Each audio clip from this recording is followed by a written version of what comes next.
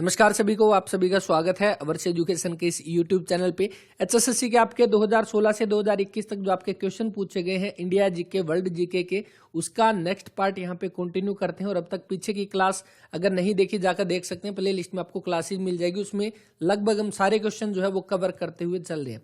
तो आज की क्लास का पहला क्वेश्चन आपके सामने कि निम्न में से यानी किस देश की विदेशी नीति से टूमन सिद्धांत जो है वो जुड़ा है। टूमन सिद्धांत जो आपका किससे जुड़ा हुआ है, तो ये यूएस से जुड़ा है, अमेरिका से जुड़ा हुआ है। ऑप्शन नंबर बी जो इस क्वेश्चन का वो राइट आंसर है। यानी कि जो आपके अमेरिका के पूर्व राष्ट्रपति थे आपके हैरी ट्रूमन के नाम से, उनके नाम पर जो है ये सिद्धांत जो है वो रहेगा। इसके बाद नेक्स्ट देखिए, निम्न में से किस देश के साथ भारत ने पंचशील समझौते पर जो वो हस्ताक्षर किए। पंचशील समझौते यानी कि 5 सिद्धांत से जुड़ा हुआ पंचशील यानी कि 5 सिद्धांत, और ये आपके किसके साथ हुए थे, तो ये चीन के साथ जो ये समझौता हुआ था। और ये बात अब की रहेगी लगभग आपकी 28-29 अप्रैल आपका 1954 के अंदर ये समझौता हुआ था।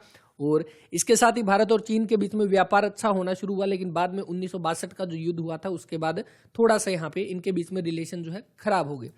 आपका 1954 में पंचशील समझौता जो साइन हुआ था भारत और चीन के बीच में, ऑप्शन नंबर सी जो इस क्वेश्चन का वो राइट आंसर है। और इसके साथ ही किसके बीच हुआ, तो भारत के प्रधानमंत्री कौन थे 1954 में, आप सभी को पता है, जवाहरलाल नेहरू। जवाहरलाल नेहरू और कौन थे, तो चीन की साइड से चाउ एन लाई, तो इनके तो ऐसे ही नाम होते हैं, चाउ एन लाई जो है ये चीन की तरफ से और भारत की तरफ से जवाहरलाल नेहरू, इन दोनों के बीच में समझौता जो है हुआ था, पंचशील समझौते के नाम से जाना जाता है। इसके बाद नेक्स्ट क्वेश्चन जो यहाँ पे देखिए, भारत में किस वर्ष जो है आर्थिक उदार नीति जो है वो अपनाई थी, तो भारत ने कब अपनाई थी, तो ये 1991 में, ऑप्शन नंबर डी जो इसका वो राइट आंसर है, तो इसको आप ध्यान रख सकते हैं। इसके बाद भारत निम्न में से किस संस्था का सदस्य नहीं है, तो भारत किसका नहीं है, यूएनओ का हमने बात किया था 24 अक्टूबर 1945 को, यूनाइटेड नेशन ऑर्गेनाइजेशन जो है संयुक्त राष्ट्र की स्थापना होती है, इसका भारत जो है वो सदस्य रहा है शुरू से।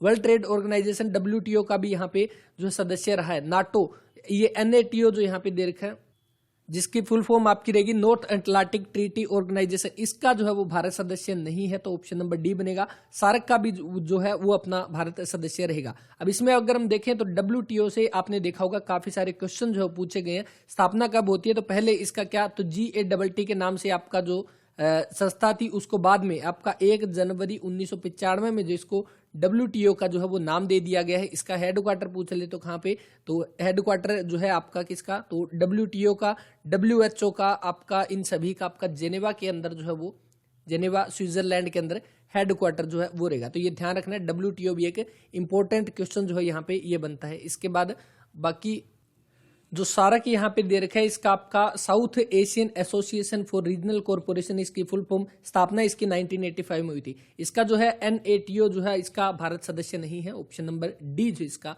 वो राइट आंसर बनेगा।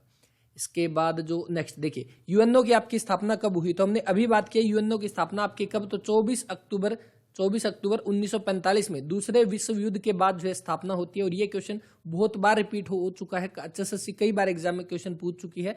24 अक्टूबर 1945 को आपकी स्थापना होती है। और इसमें कुल कितने सदस्य जो है वो रहेंगे, तो टोटल 193 देश जो है वो सदस्य है यूएनओ के। यहाँ पे भारत भी इसका जो है एक सदस्य रहेगा। एक तरह से हम कह सकते हैं यूएनओ में भारत जो है कौन सा। और साथ ही एक क्वेश्चन आपका संयुक्त राष्ट्र से ये भी पूछा जाता है, संयुक्त राष्ट्र के आपके अध्यक्ष या महासचिव अभी कौन है, तो वो है एंटोनियो गुटरेस। एंटोनियो गुटरेस जो है वो अभी प्रेजेंट टाइम में इसके अध्यक्ष जो है वो हमारे हो जाएंगे, तो ये भी ध्यान रख लेना। 1945 ऑप्शन नंबर ए जो इस क्वेश्चन का वो राइट आंसर रहेगा।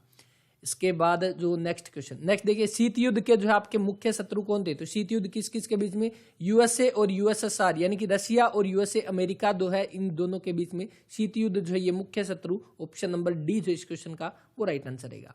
इसके बाद नेक्स्ट क्वेश्चन, अंतरराष्ट्रीय न्यायालय यहां पर स्थित है, तो अंतरराष्ट्रीय न्यायालय यानी इंटरनेशनल कोर्ट ऑफ जस्टिस यानी ICJ हमारा जो है कहां पे हो जाएगा, इंटरनेशनल कोर्ट, अंतरराष्ट्रीय न्यायालय। तो इसका हेडक्वार्टर आप करेगा हेग में, द हेग हम कह सकते हैं, द हेग आप इसकी स्पेलिंग भी आप इसको याद रख सकते हैं, स्पेलिंग इसकी HAGUE। तो द हेग में आपका जो है इसका हेडक्वार्टर रहेगा। और ये कहां पे पड़ता है, नीदरलैंड में जो है ये आपका पड़ता है, नीदरलैंड में। ICJ की अगर हम बात करें, इंटरनेशनल कोर्ट ऑफ जस्टिस, इसकी स्थापना आपकी कब होती है, तो स्थापना होती है इसकी जून 1945 के अंदर, जून 1945 के अंदर। और अभी प्रेजेंट टाइम में इसके प्रेसिडेंट अगर पूछ ले तो प्रेसिडेंट इसके कौन हो जाएंगे, तो ये भी ध्यान रख लेना, क्या पता एग्जाम में पूछ ले, वैसे ये पूछा तो नहीं गया है। तो जॉन और डोनो, DONOGHUE, तो ये इसकी स्पेलिंग है, ये देख लेना, ये इसका अभी प्रेजेंट टाइम में प्रेसिडेंट जो है वो रहेगा। तो आपका राइट आंसर बनेगा ऑप्शन नंबर सी। अब यहाँ पे देखो वाशिंगटन जो दे रखा, वाशिंगटन में आपका किस किस का हेडक्वार्टर है, तो IMF, इंडियन मॉनेटरी जो इंटरनेशनल मॉनेटरी फंड जो है उसका हेडक्वार्टर IMF का, इसके अलावा वर्ल्ड बैंक का भी हेडक्वार्टर आपका वाशिंगटन DC में रहेगा। जेनेवा के बारे में हमने अभी बात किया, WTO और WHO, और इसके साथ ही आपका WMO, वर्ल्ड जो आपका वर्ल्ड मीटीरियोलॉजी ऑर्गेनाइजेशन जो है, ये मौसम संबंधी जो है, ये सारे के सारे आपके जेनेवा स्विट्जरलैंड में रहेंगे। IMF और वर्ल्ड बैंक के आपके वाशिंगटन DC में। द हैग के अंदर नीदरलैंड में पड़ता है, इसके अंदर ICJ, international court of justice जो है उनका हेडक्वार्टर रहेगा। अभी ये हेडक्वार्टर से जुड़े हुए क्वेश्चन भी इस बार जो है वो पूछे गए थे।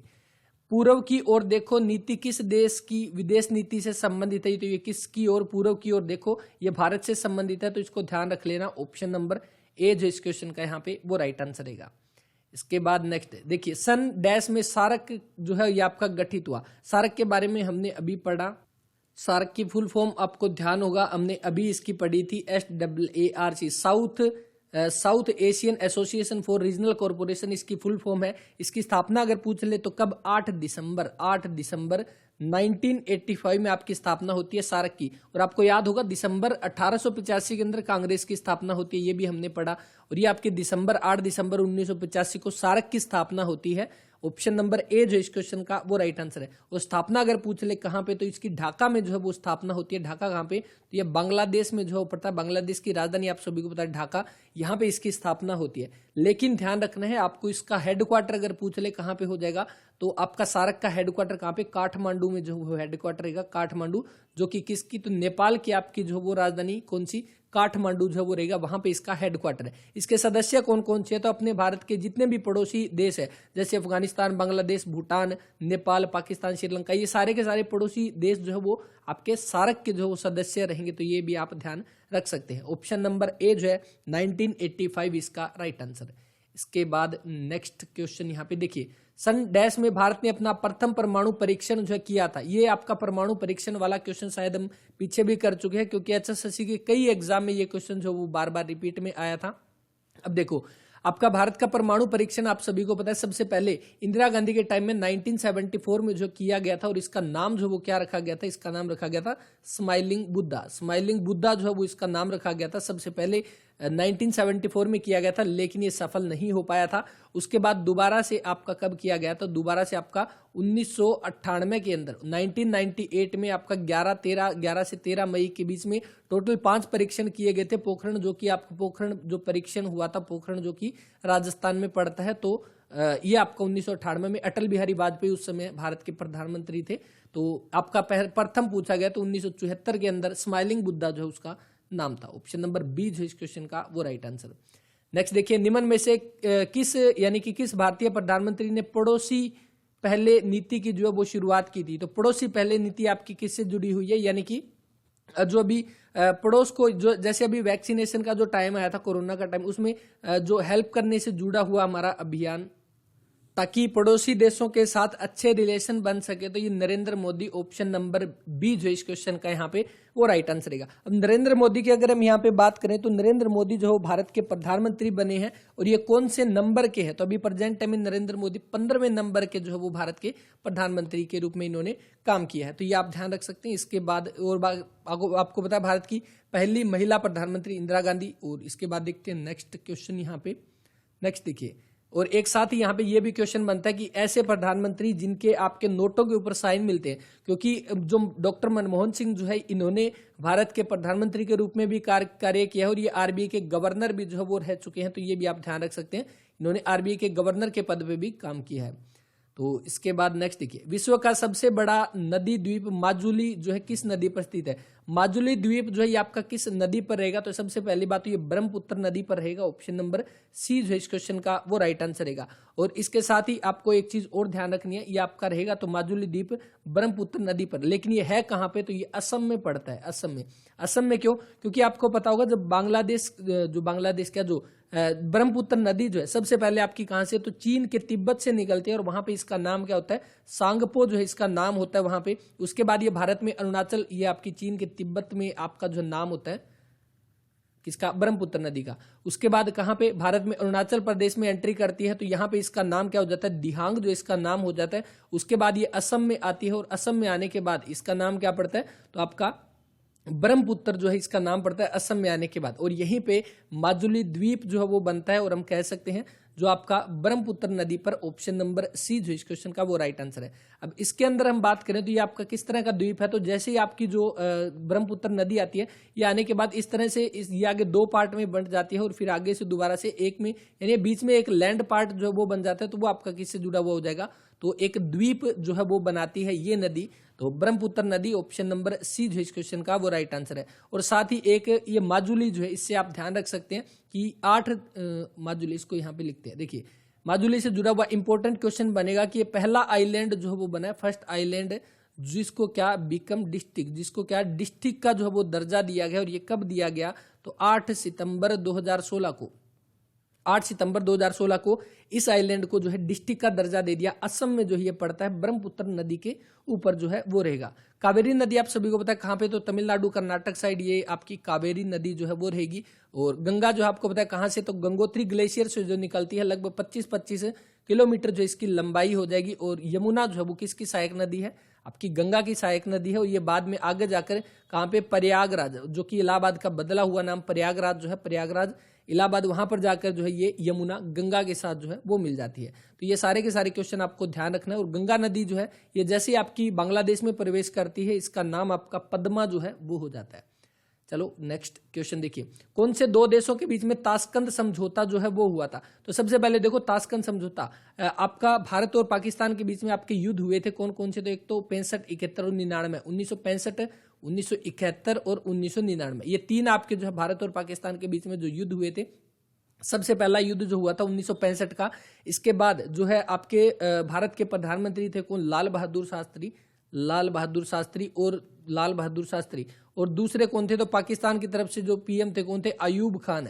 तो अयूब खान या अयूब खान जो है ये आपके पाकिस्तान के प्रधानमंत्री। इन दोनों के बीच में जो पहला युद्ध जो हुआ था 1965 का, इसके बाद में समझौता होता है ताशकंद समझौता, जो कि आपका होता कब है, तो ये आपके 65 की लड़ाई थी। इसके बाद अगले साल 10 जनवरी 1966 को जो है, यानी जनवरी 1966 को ताशकंद समझौता जो है वो होता है भारत के और पाकिस्तान के बीच में, लाल बहादुर शास्त्री और अयूब खान के बीच में। तो ये आपका हो गया पहला युद्ध जो हुआ था। उसके बाद अब आपको एक चीज याद होगी, ये तो आपका हो गया पहला युद्ध। जब आपका दूसरा युद्ध हुआ था, इसके बाद आपका कौन सा समझौता हुआ, तो शिमला समझौता हुआ था। आपको याद होगा, हमने पहले भी पढ़ा था, शिमला समझौता जो है जब दूसरा युद्ध हुआ था उसके बाद भारत और पाकिस्तान के बीच हुआ था। तो इसके बाद जो है आपका बांग्लादेश जो है अलग से देश जो है वो बना दिया जाता है। तो ये चीजें हैं, बाकी यहाँ पे ध्यान रख लेना, ताशकंद समझौता भारत और पाकिस्तान के बीच में रहेगा। ऑप्शन नंबर ए जो इस क्वेश्चन का वो राइट आंसर है।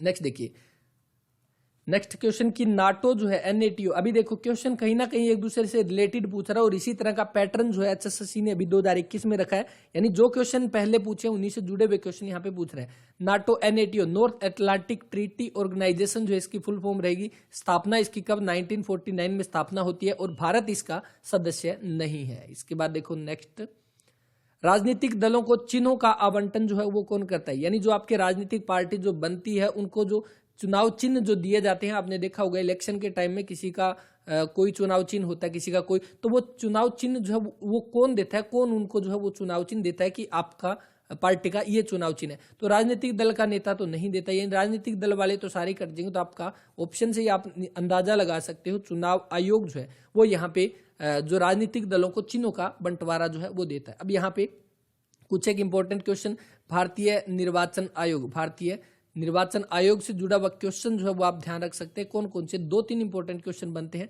उसके बाद नेक्स्ट क्वेश्चन पे चलते हैं। सबसे पहले किस आर्टिकल के अंतर्गत आता है भारतीय निर्वाचन आयोग, आर्टिकल 324, आर्टिकल 324 के अंतर्गत भारतीय निर्वाचन आयोग जो है वो रहेगा भारत के संविधान में। स्थापना कब होती है, 25 जनवरी 1950 को जो है स्थापना होती है। और 25 जनवरी को कौन सा दिन मनाया जाता है, तो नेशनल वोटर डे, यानी राष्ट्रीय मतदाता दिवस, नेशनल वोटर डे जो है ये मनाते हैं। तो ये आपका नेशनल वोटर डे हमने कब से मनाना शुरू किया? तो 2011 से जो है आपका नेशनल वोटर डे मनाना शुरू किया। 25 जनवरी 1950 को जो है आपका जो भारतीय निर्वाचन आयोग जो है इसकी स्थापना होती है। इसके पहले आपके जो है first chief election commissioner CEC जो है वो कौन हो जाएंगे? तो सबसे पहले आपके कौन थे? तो वो थे सुकुमार सेन। बहुत बार एग्जाम में क्वेश्चन पूछा गया ये वाला क्वेश्चन। सुकुमार सेन जो है पहले निर्वाचन जो हम कह सकते हैं चीफ इलेक्शन कमिश्नर। और अभी प्रेजेंट टाइम में कौन से? तो 24वें नंबर के हैं। कौन है? सुशील चंद्रा। सुशील चंद्रा अभी 24वें नंबर के हैं। तो ये भी आप ध्यान रख सकते हैं। बस इतने क्वेश्चन आप ध्यान रख लेना, यहाँ से आपके बहुत बार जो है वो क्वेश्चन पूछे जाते हैं। इसके बाद देखते हैं नेक्स्ट क्वेश्चन, और बाकी इसको आराम से नोट जरूर कर लिया करें। अपने नोट्स बनाओगे तो उसमें आप ही का फायदा जो है वो रहेगा। चलो देखते हैं नेक्स्ट। संविधान सभा द्वारा भारत का संविधान अधिनियमित जो है वो कब किया गया? तो भारत का संविधान आप सभी को पता है, जब भारत का संविधान बनाया गया 2 साल 11 महीने 18 दिन, 2 साल 11 महीने 18 दिन जो है कुल संविधान जो है बनाने में टाइम लगा था।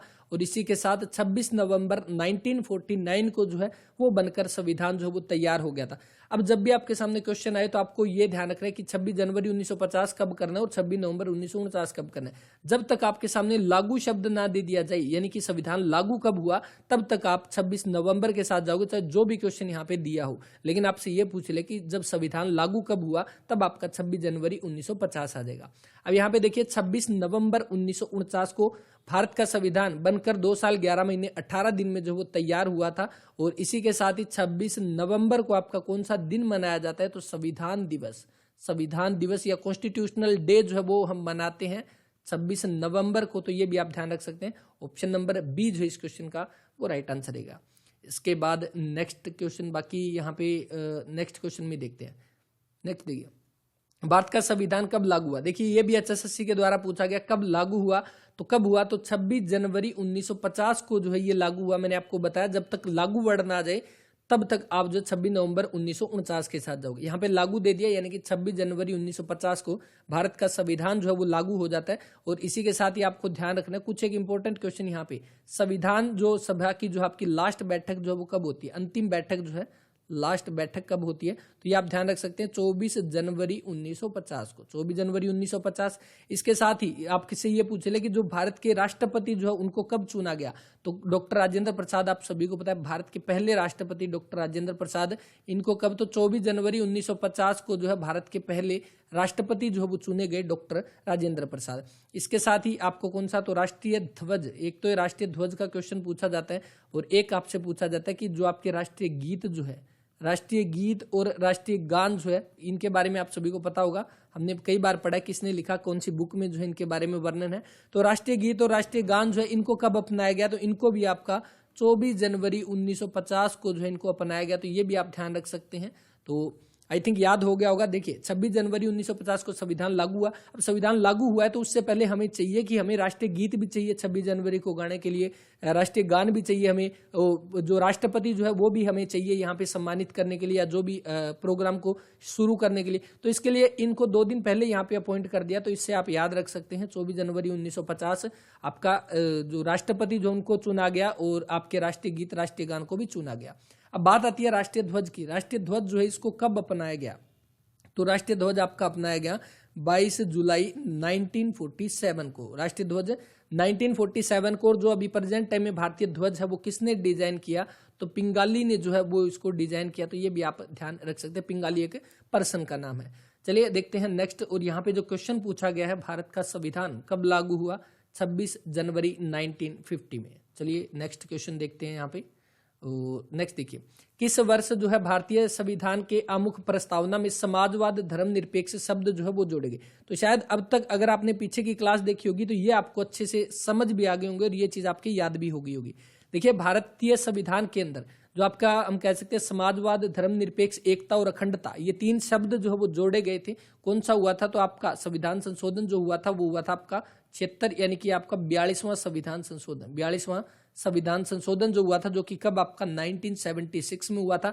इसी के तहत आपके ये शब्द जोड़े गए थे। इसके साथ ही ये आपके क्या, तो इसमें आपके जो है 10 जो आपके कौन से, तो मौलिक कर्तव्य जो है वो भी जोड़े गए थे। 10 मौलिक कर्तव्य जो कि हमने कहाँ से लिए थे? रूस से हमने मौलिक कर्तव्य जो है वो लिए हैं। और 10 मौलिक कर्तव्य जोड़े गए थे भारत के संविधान के। भाग 4A के अंदर जोड़े गए हैं। और आर्टिकल अगर पूछ ले कौन से, तो आर्टिकल 51A के अंदर जो मौलिक कर्तव्य जो है उनको यहाँ पे जोड़ा गया है। तो ये भी आप इनको ध्यान रख सकते हैं। अब ये पूछ ले कि जो मौलिक कर्तव्य जो इनको किस समिति के तहत जोड़ा गया, तो सरदार स्वर्ण सिंह समिति।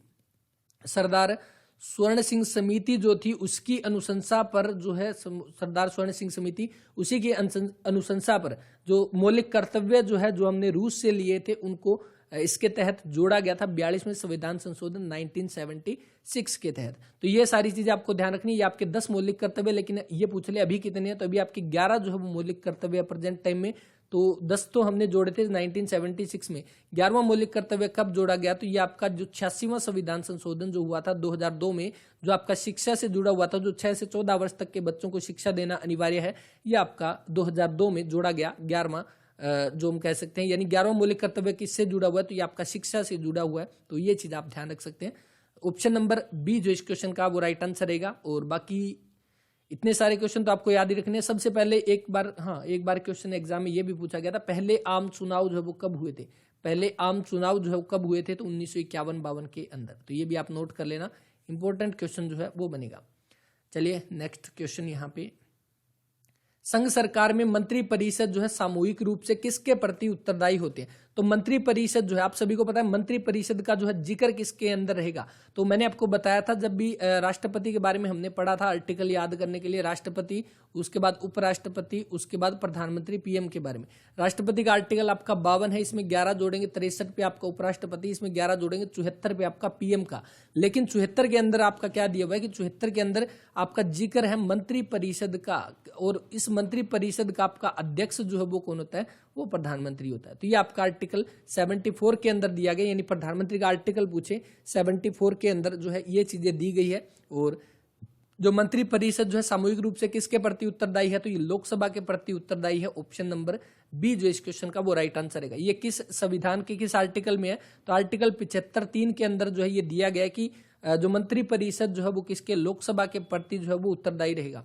अब यहाँ पे जो भारत के प्रधानमंत्री के बारे में हमने बात की अभी थोड़ी देर पहले, जो नरेंद्र मोदी है, कौन से नंबर के है कमेंट करना है, यहाँ पे अभी बताया था। भारत के प्रधानमंत्री जो है इनको जो पीएम जो है इनकी नियुक्ति कौन करता है, भारत के प्रधानमंत्री की नियुक्ति जो कौन करता है, तो ये ध्यान रख लेना, भारत के प्रधानमंत्री की नियुक्ति जो है वो करते हैं राष्ट्रपति। और ये किस आर्टिकल के तहत जो है राष्ट्रपति जो है नियुक्ति करते हैं प्रधानमंत्री की, इंपॉर्टेंट जो है वो रहेगा यहाँ पे। और ये पूछ ले किस आर्टिकल के तहत है, तो आर्टिकल आपका 75 जो है वो रहेगा इसका आपका नियुक्ति का। तो ये भी ध्यान रख लेना। और आपसे पूछा गया मंत्री परिषद, वैसे भी इंपॉर्टेंट क्वेश्चन है ये, संघ सरकार में मंत्री परिषद सामूहिक रूप से किसके प्रति, तो लोकसभा के प्रति जो है वो उत्तरदायी रहेगा। तो ये ध्यान रख लेना। और बाकी आर्टिकल तो आप सभी को पता है, हमने बात किया था लोकसभा राज्यसभा का, तो वो तो याद करने मैंने आपको बताई थे। संसद से आपको, यानी कि संसद से 79, 80 और 81, ये संसद का 79, राज्यसभा का 80, लोकसभा का 81 आर्टिकल जो है इनको आप ऐसे याद रख सकते हैं। चलिए नेक्स्ट क्वेश्चन यहाँ पे देखते हैं, निम्न में से कौन सा एक मूलभूत अधिकार नहीं है। तो मूलभूत अधिकार आप सभी को पता है, जो मौलिक अधिकार या मूलभूत अधिकार हम कह सकते हैं, भारत के संविधान के भाग 3 के अंदर जो आपके मौलिक अधिकार है, आर्टिकल कौन से, तो आर्टिकल 12 से लेकर 35 तक है। कहां से हमने इनको लिया, अमेरिका से हमने इनको लिया। और आपके कौन कौन से, तो इसके अंतर्गत जो मूल संविधान के अंदर हम कहें तो सबसे पहले कितने, तो 7 जो है वो आपके मौलिक अधिकार जो है वो थे, कितने थे, 7 मौलिक अधिकार थे। लेकिन बाद में आपका कौन सा, तो जो यहाँ पे देख संपत्ति का अधिकार, इसको हटा दिया गया था। यानी अभी कौन कौन से है, अभी आपके शोषण के विरुद्ध भी है, आपका संवैधानिक उपचार का अधिकार भी है, आपका सांस्कृतिक और शैक्षणिक अधिकार भी है। अब ये इंपॉर्टेंट है कि संपत्ति का अधिकार जो इसको कब हटाया गया, तो आपने पहले भी देखा होगा 44वां संविधान संशोधन जो हुआ था कब, 1978 के अंदर। इसके तहत जो संपत्ति का अधिकार है, पहले ये मौलिक अधिकार था, इसको मौलिक अधिकार से हटाकर, यानी आर्टिकल 31 से इसको हटाकर कहां पे, आर्टिकल 300A में जो है वो शिफ्ट कर दिया गया। और यानी इसको पहले क्या, पहले एक मौलिक अधिकार जो है वो था, और मौलिक अधिकार से इसको हटाकर क्या बना दिया गया, एक विधिक अधिकार, एक कानूनी अधिकार जो है वो इसको बना दिया गया। तो ये ध्यान रख सकते हैं, ये भी इंपॉर्टेंट है। संपत्ति का अधिकार जो है इसका वो राइट आंसर रहेगा। अब ध्यान रख लेना, जो शोषण के विरुद्ध अधिकार है ये आपका आर्टिकल किसके अंदर रहेगा, तो ये आपका आर्टिकल 23 और 24 ये आपके किसके, तो शोषण के विरुद्ध अधिकार से जुड़ा हुआ है। संवैधानिक उपचारों का अधिकार इंपॉर्टेंट है आपका, संवैधानिक उपचारों का अधिकार, जिसको भीमराव अंबेडकर, जो डॉक्टर भीमराव अंबेडकर जो है, जिन्होंने संविधान की आत्मा जो है वो बोला था, संवैधानिक उपचारों का अधिकार आर्टिकल 32 के अंदर। और इसी के अंतर्गत आपके 5 रिट जो है वो आते हैं, जो आप सभी ने पढ़ा होगा, बंदी, प्रत्यक्षीकरण, परमादेश वाले जो 5 रिट होते हैं वो भी संवैधानिक उपचारों के अधिकार आर्टिकल 32 जो है उसी के अंतर्गत आते हैं। सांस्कृतिक और शैक्षणिक अधिकार ये आपके किसमें, तो आर्टिकल 29 और 30 के अंदर सांस्कृतिक यानी संस्कृति और शिक्षा का अधिकार जो है वो 29 और 30 के अंतर्गत जो है वो आ जाएगा। तो ये ध्यान रख लेना, इसका राइट आंसर बनेगा ऑप्शन नंबर सी, संपत्ति का अधिकार। इसके बाद नेक्स्ट क्वेश्चन देखिए, निम्न में से किसने भारत के राष्ट्रपति के रूप में अपनी सेवाएं नहीं दी। राष्ट्रपति आप सभी को पता है, सबसे पहले तो भारत के पहले, हमने अभी भी बात किया, 24 जनवरी 1950 को भारत के पहले राष्ट्रपति के रूप में जो है कौन आते हैं, डॉक्टर राजेंद्र प्रसाद। डॉक्टर राजेंद्र प्रसाद जो है वो आते हैं। और डॉक्टर राजेंद्र प्रसाद के बाद दूसरे नंबर पे कौन आते हैं, तो जो आपके भारत के पहले, यानी कि ये तो आपके हो गए जो कौन से राष्ट्रपति, और इसी के साथ उपराष्ट्रपति पहले कौन बने थे, तो सर्वपल्ली राधाकृष्णन जो है वो आपके, सर्वपल्ली राधाकृष्णन, जिनकी याद में हम टीचर्स डे मनाते हैं 5 सितंबर को। सर्वपल्ली राधाकृष्णन जो है, यही जो पहले उपराष्ट्रपति थे, यही दूसरे आपके कौन बन जाते हैं, भारत के जो राष्ट्रपति जो है वो बन जाते हैं। यानी दूसरे नंबर पे कौन थे, तो राधाकृष्णन थे। तो ये आप इनको ध्यान रख सकते हैं। अब यहाँ पे देखिए, राधाकृष्णन भी थे, डॉक्टर जाकिर हुसैन भी, आर वेंकटरमन भी थे, तो ये तीनों थे। और यहाँ पे कौन, चौधरी चरण सिंह, जो भारत के राष्ट्रपति के रूप में इन्होंने काम नहीं किया, तो क्या थे, तो ये भारत के प्रधानमंत्री के रूप में जो है वो रहे थे। भारत के पीएम जो है बने थे चौधरी चरण सिंह यहाँ पे, और जिनके नाम पर हरियाणा में आपकी यूनिवर्सिटी है हिसार के अंदर, जिसका नाम आपका क्या, CCSHAU, यानी कि चौधरी चरण सिंह हरियाणा एग्रीकल्चर यूनिवर्सिटी, 1970 में स्थापना होती है इसकी। यही जो यूनिवर्सिटी है हरियाणा एग्रीकल्चर यूनिवर्सिटी, ये चौधरी चरण सिंह भारत के जो प्रधानमंत्री जो है इनके नाम पर है। और ये चौधरी चरण सिंह से जुड़ा हुआ एक इंपॉर्टेंट क्वेश्चन सिर्फ यही बनता है कि भारत के ऐसे प्रधानमंत्री जिन्होंने लोकसभा का सामना नहीं किया, यानी जो एक बार भी आपके लोकसभा में नहीं गए, लोकसभा का सामना नहीं किया। तो ये ऐसे एकमात्र प्रधानमंत्री है जिन्होंने आपका लोकसभा का जो है वो सामना नहीं किया, यानी ये लोकसभा में नहीं गए। तो आपका right answer option number C जो है वो बनेगा। तो उम्मीद करता हूं सारे के सारे क्वेश्चन इंपॉर्टेंट है और आप इनको नोट भी कर रहे होंगे। तो इस क्लास में हम इतने ही क्वेश्चन करेंगे और ये सारे के सारे क्वेश्चन आप इनको अच्छे से कवर करें। बाकी इस तरह की क्लास को हम कंटिन्यू करेंगे एग्जाम के बाद भी, यहाँ पे यानी कि दुर्गा शक्ति के एग्जाम के बाद में भी ये क्लास कंटिन्यू रहेगी। चलिए इसके बाद नेक्स्ट देखिए, नेक्स्ट क्वेश्चन यहाँ पे कि भारत में सशस्त्र बलों का सर्वोच्च कमांडर जो है वो कौन होता है। तो भारत में सशस्त्र बलों का सर्वोच्च कमांडर कौन, तो भारत के राष्ट्रपति जो है वो होते हैं। और साथ ही अगर ये पूछ ले कि भारत का पहला नागरिक या प्रथम नागरिक, हम सभी को पता है भारत का प्रथम नागरिक किसको बोलते हैं, तो वो भारत के प्रथम नागरिक कौन होते हैं, तो भारत के राष्ट्रपति होते हैं। अभी भारत के राष्ट्रपति कौन है, तो रामनाथ कोविंद जो है वो भारत के राष्ट्रपति हो जाएंगे, रामनाथ कोविंद। और ये कौन से नंबर के आपके जो है प्रधान जो आपके राष्ट्रपति है, तो कौन से 14वें नंबर के जो है आपके राष्ट्रपति रहेंगे आपके रामनाथ कोविंद। तो कौन सा आपका भारत के राष्ट्रपति, ऑप्शन नंबर सी जो इस क्वेश्चन का यहाँ पे वो राइट आंसर रहेगा। इसके साथ ही आपको एक क्वेश्चन और भी ध्यान रखना है, अभी यानी कि कल की जो एक दुखद घटना जो हुई थी आपकी, कब, तो 8 दिसंबर 2021 आपके भारत के पहले CDS chief of defence staff, यानी तीनों जो आपकी सेना जो है, जो एयरफोर्स होगी, आपकी आर्मी होगी, नेवी होगी, इन तीनों सेनाओं के बीच में जो समन्वय जो है, कोऑर्डिनेशन जो बनाए रखने का काम जो है, वो सीडीएस का जो है वो था आपका। यानी पहले आपके सीडीएस जो है वो बनाए गए थे, कब बने थे, तो 1 जनवरी 2020, यानी कि आपका भारत के संविधान में कुछ संशोधन करके यहाँ पे सीडीएस का जो है पद लाया गया था।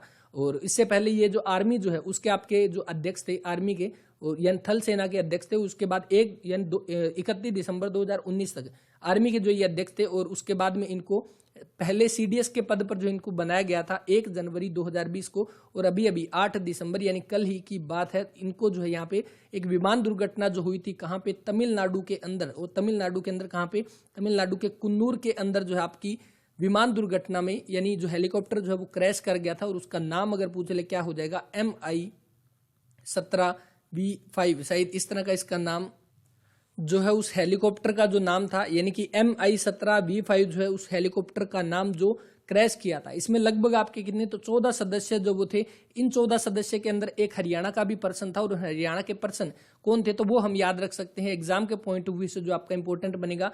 तो आपके हरियाणा के कहां से, पंचकूला के जो है वीर सपूत थे कौन, ब्रिगेडियर लखविंदर सिंह। ब्रिगेडियर लखविंदर सिंह जो है, लखविंदर सिंह, इनको हम याद रख सकते हैं अच्छे से, इसको ध्यान से नोट करें।